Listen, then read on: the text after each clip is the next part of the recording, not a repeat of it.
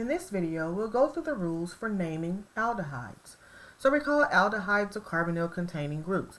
So a carbonyl group is simply a carbon-oxygen double bond, but in the case of an aldehyde, that carbon of the carbonyl has a hydrogen directly attached. So whenever you see that carbon-oxygen double bond with the hydrogen attached to the carbon, it represents the aldehyde. The rules for naming aldehydes again derive from naming alkanes. So we have to identify the parent chain.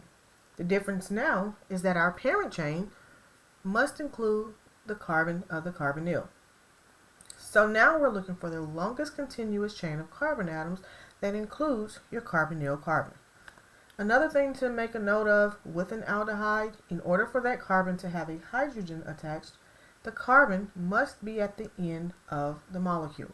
So it'll either be the carbon farthest to the left or farthest to the right. But it has to be carbon number 1 in order for the carbon to have a hydrogen. If it's not at the end, the carbon will not have a hydrogen and therefore will not represent the aldehyde. So in this case, we have 1, 2, 3, 4, 5, 6, or 1, 2, 3, 4, 5, 6. I recommend starting at that double bond so that you can make sure that it is included in your parent chain.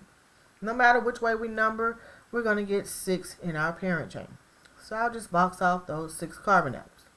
So if we think about when we were naming, if we were naming an alkane that had 6 carbon atoms, we would call it hexane. But as we've seen with all the other molecules that we've been naming, when naming these different compounds, we have to change the ending. So we drop the E and replace it with Al.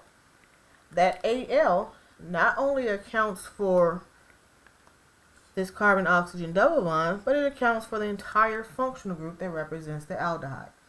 So right now, hexanal is accounting for those 6 carbon atoms plus my functional group. I need to now account for the substituent.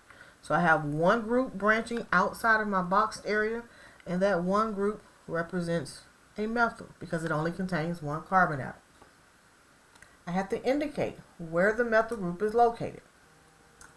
So because of my functional group being present, it needs the lowest number possible.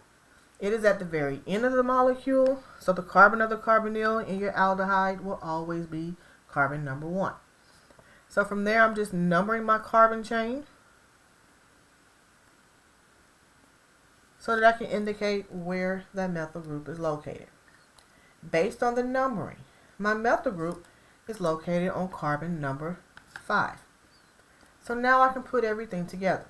I have to list my substituents first. In this case, I only have 1, but if I had multiple, they would be placed in alphabetical order, followed by the parent name. So when I put all of this together, the name of this compound is 5-methyl hexanal.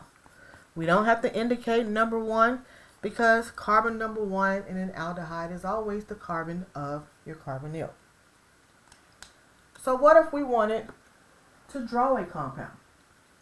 What if you were given the name of the compound, you were told to draw the structure of 3,3-dimethyl,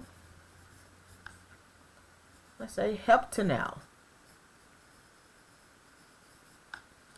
So now you have the name, but you have to provide the structure. The name of an organic molecule tells about the atoms that are present and how they are bonding. A couple of things that you can look at when given the name. Look at your ending. That ending tells you what type of compound, so what class it belongs to. That Al lets us know that we're dealing with an aldehyde. So we know we're looking at this functional group. That hept lets us know we have 7 carbon atoms. This di means that we have 2 of the same, in this case methyl groups, which each contain 1 carbon atom. One is located on carbon 3, the other is located on carbon 3. So this information can then be used to draw your structure. Now how you draw your structure, there are 2 different ways, because you can draw it numbering from right to left, you can draw it numbering from left to right. Just as when we're naming, we can look both ways in order to determine the actual number assignment, we can do the same thing when we're actually drawing. So I typically draw starting with carbon 1 to the left. However you decide is fine as well. So as soon as I put this marker down, I'm on carbon number 1. So that's 1, 2, 3, 4, 5, 6, 7. Right now I simply have heptane, but I need heptanal. So even though I numbered 1, 2, 3, 4, 5, 6, 7, I can either choose to say that this is the end where my double bond is located to the oxygen, which of course wouldn't represent carbon 7 anymore. Instead it would be carbon 1. Or I can say, since I indicated that this was carbon 1, this could be where my carbonyl is located. It doesn't matter. So I'll just say, since I call this carbon number 1, I'll make this my double bond. So I have to draw 2 bonds to make it my double bond. You can either leave your structure like this, well, we're not finished, but you can leave the functional group part like this, because I know that with this particular carbon, I can see 1, 2, 3 bonds. So I know that there's a hydrogen present attached to carbon 1. But a lot of times with the aldehyde, you'll see a bond to the actual hydrogen. So with or without that hydrogen, right now I still have my aldehyde. So right now, because I have 1, 2, 3, 4, 5, 6, 7 carbon atoms with my aldehyde functional group, right now I have heptanal. But I need the 3,3-dimethyl. So because this is carbon 1, simply go over to carbon 3. So 1, 2, 3. 3,3-dimethyl means that I have a methyl on carbon 3 and I have another methyl on carbon 3.